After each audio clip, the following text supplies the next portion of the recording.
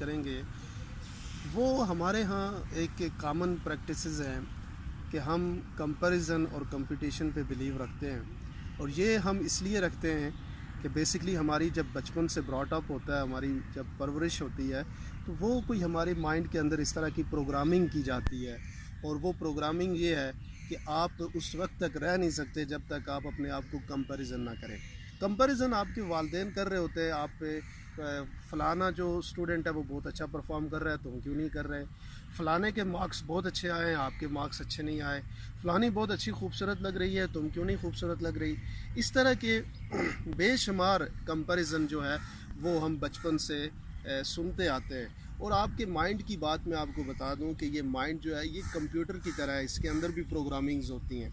और जब ये प्रोग्रामिंग क्योंकि रेपिटेशन की वजह से आपके माइंड के अंदर बात फिक्स हो जाती है तो आपका माइंड पैटर्न बना देता है और वो पैटर्न फिर सारी ज़िंदगी के लिए आपके लिए एक हैबिट्स बन जाती हैं। आपका ऑटो पायलट के अंदर आपका माइंड चलना शुरू हो जाता है और आप ऑटोमेटिकली जो है वो कंपैरिजन और कंपटीशन के मोड में चले जाते हैं। अब मैं इसकी एग्जांपल भी आपको देता हूँ मोस्टली उन दोस्तों के लिए जो जिनकी लाइफ के अंदर ये कंपैरिजन और कंपटीशन की वजह से काफ़ी मिजरेबल पोजीशन आ चुकी होती है। और मोस्टली हमने नोट किया ऐसा होता है। एग्जांपल के तौर पे आप या आपका कोई दोस्त, मैं एक एग्जांपल दे रहा हूँ, मोस्टली मैं अपनी वीडियोस में एग्जांपल से समझाता रहा। आज की जो है वो इस तरह से हम बनाते हैं कि लेट्स से आप और आपका कोई दोस्त दोनों इंजीनियर हैं और इकट्ठे इंजीनियर हैं, वो भी इंजीनियर है आप भी इंजीनियर हैं और आप इकट्ठे रह रहे हैं। आपके पास गाड़ी है, सेंट्रो गाड़ी है और उसके पास भी सेंट्रो गाड़ी है। लेकिन एक दिन ऐसा हो जाता है कि आप उठते हैं और देखते हैं कि आपका वही दोस्त जो आपके साथ है वो होंडा सिटी लेके आ गया। अब फिर आप जब उसकी गाड़ी देखते हैं तो ऑटोमेटिक जो है आपका माइंड कंपैरिजन और कंपटीशन के मोड में चला जाएगा और आप ये सोचेंगे आपके अंदर, आप पहले उसकी गाड़ी देखेंगे, आप गाड़ी को चेक करेंगे, फिर आपके अंदर पहली इंस्टेंट जो विश पैदा हो जाएगी वो ये है कि मेरे पास भी गाड़ी बड़ी होनी चाहिए, मुझे भी ये गाड़ी पसंद आ रही है, मैं कब अपग्रेड करूँगा। You start thinking. और फिर जब वो रोज़ डेज रियली आपको नज़र आती है, उसके साथ आप जब इंटरेक्शन करते हैं तो वो जो विश है वो आहिस्ता आहिस्ता बड़ी होकर डिज़ायर बन जाती है। अब ये सारा कुछ आपका कौन करा रहा है? आपके अंदर जो विश और डिज़ायर का कंपटीशन है वो ये करा रहा है। आपकी बॉडी के अंदर जो कंपैरिजन और कंपटीशन के पैटर्न बने हैं वो ये कर रहे हैं। आपको ये लगता रहा है कि मुझे ये गाड़ी चाहिए और मैं भी अपनी गाड़ी अपग्रेड करूँगा।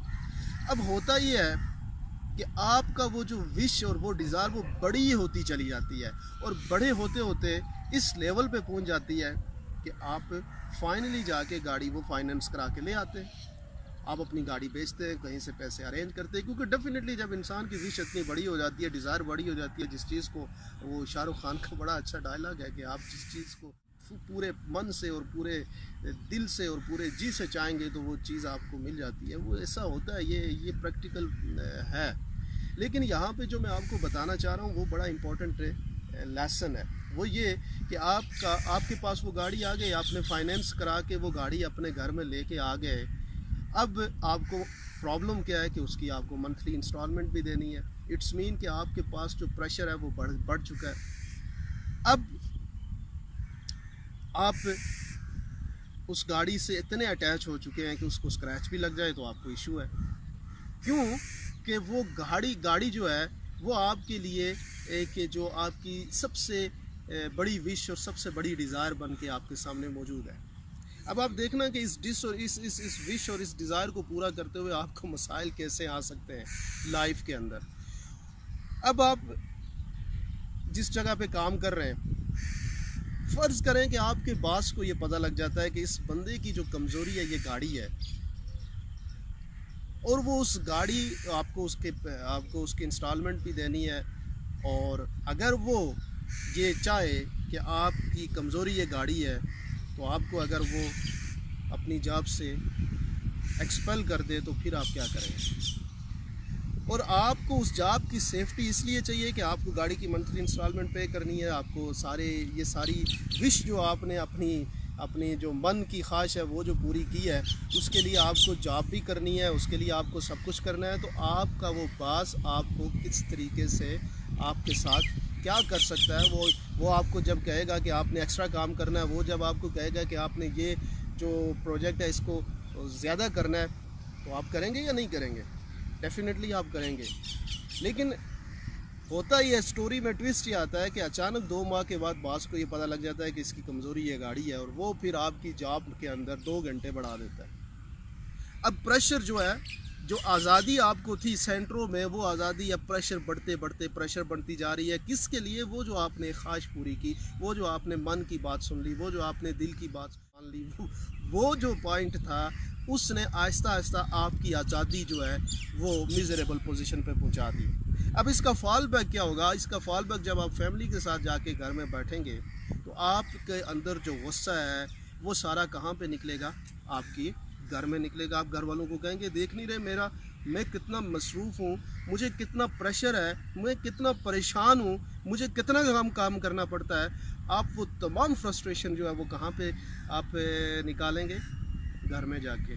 तो आहिस्ता आहिस्ता आपकी लाइफ जो कंपैरिजन और कंपटीशन की वजह से जो आपके अंदर सेट पैटर्न बने हैं, उनकी वजह से क्या बन चुकी है? मिजरेबल पोजीशन पे जा चुकी है। लेकिन यहाँ पे क्या किया जाए? जैसे ही आपको ये थॉट आता है अपने माइंड में कि कंपैरिजन का और कंपटीशन का, मैं ये आप लोगों को बता दूं कि कभी भी अपने आप को कंपैरिजन ना करें किसी के साथ, ना किसी के कंपटीशन में जाएं, बल्कि खुद को बेहतर करने के कंपटीशन में पड़े रहें। आप आज अगर इस कंडीशन में, मिसाल के तौर पे आपकी जॉब कोई 1 लाख की है, तो आपकी ये ख्वाहिश होनी चाहिए कि आप अपने आप को इस काबिल बनाएं कि आपकी जॉब 1.5 लाख की हो जाए, 2 लाख की हो जाए। आप कंपैरिजन में नहीं, कंपैरिजन अपने साथ करें और अपनी बेटरमेंट की कंपैरिजन पे आप चले जाएं। जैसे ये थॉट आपको आता है दूसरों के साथ कंपैरिजन का, उस वक्त आप अपनी इंटेलिजेंस को यूज़ करें। और इंटेलिजेंस को यूज़ करते हुए, मिसाल के तौर पे इसी एग्जांपल को हम ले लेते हैं कि जैसे ही आपके दिमाग में ये थॉट आया था कि मेरे पास कोई बड़ी गाड़ी हो, उस वक्त आप ये सोचते, इंटेलिजेंस अपनी यूज़ करते और पूछते अपने आप से, क्या वाकई मुझे ये कार चाहिए? क्या वाकई मुझे ये गाड़ी चाहिए? तो आपको फिर एक नया थॉट जो आपके माइंड में आ जाता है। जब आप वाकई अपने माइंड को ये सिग्नल देते हैं कि क्या मुझे इस चीज़ की वाकई ज़रूरत है, या फिर ये मेरी कोई ख्वाहिश बन रही है, या फिर ये मेरे कोई जी का या ख्वाहिश का गुलाम मत बनाएं। मन का राजा ना बने, बल्कि इंटेलिजेंस को यूज़ करें। जो सेट पैटर्न है उनको डिलीट करें, उन पैटर्न्स को ख़त्म करें। ये जो हमारे यहाँ ब्रॉट अप होते हैं, कुछ हमारे यहाँ माइंड के अंदर ऑटो पायलट पैटर्न बने हुए हैं, हमें पता नहीं होता। हम वो सिचुएशन जब आती है तो ऑटो ही उन सिचुएशन पे जो जैसे मोस्टली लोग बिहेव करते हैं, हम भी बिहेव करने लगते हैं। तो ये हमारे दिमाग की कुछ प्रॉब्लम्स होती हैं जिनकी वजह से हम इन मिजरेबल कंडीशन में पहुँच जाते हैं। हमें मन का राजा नहीं होना चाहिए, हमें जी का ग़ुलाम नहीं होना चाहिए। हमें इंटेलिजेंस को यूज़ करते हुए, चीज़ों को अंडरस्टैंड करते हुए, आपको फ्रीडम को चॉइस बनाते हुए सोचना चाहिए।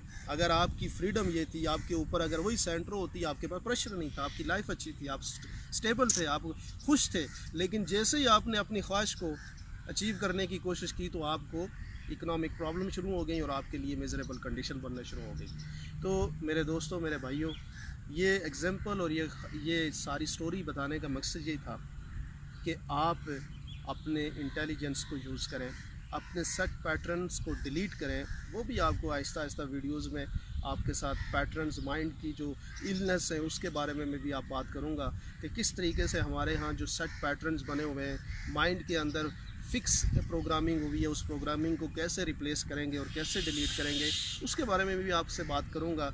लेकिन अभी तक इस वीडियो में मैं सिर्फ आपको यही मैसेज देना चाह रहा हूँ कि अपने आप को कंपैरिजन में ना लेके जाएं, अपने आप को कंपटीशन में ना लेके जाएं, अपने आप को बेहतरी की तरफ लेके जाएं, अपने आप को ख़ुद को डेवलप करने की तरफ लेके जाएं, अपने बच्चों को भी डेवलपमेंट पे लेके जाएं। उनको कंपैरिजन में ना डालें कि कभी इंफीरियरिटी कम्प्लेक्स का शिकार हो जाएंगे या फिर सुपीरियरिटी कम्प्लेक्स का। दोनों कम्प्लेक्स जो है वो आपके लिए अच्छे नहीं है। आपको एक बेहतर शख्स बनना चाहिए, आपको एक परफेक्ट अपनी पर्सनल डेवलपमेंट को बेहतर करना चाहिए, और सोसाइटी में आपकी जो पर्सनैलिटी है उससे सोसाइटी के अंदर बेहतरी आनी चाहिए, उससे सोसाइटी के अंदर कम्प्लेक्स और इन्फेरिटी कम्प्लेक्स नहीं आना चाहिए। यही आज की वीडियो में आपको बताना था। आई होप कि आपको ये वीडियो अच्छा लगा होगा। अगर आपको अच्छा लगा है तो आप इसमें कमेंट सेक्शन में जाएं और इस वीडियो के बारे में अपनी राय का इज़हार करें। And thank you very much for the next time.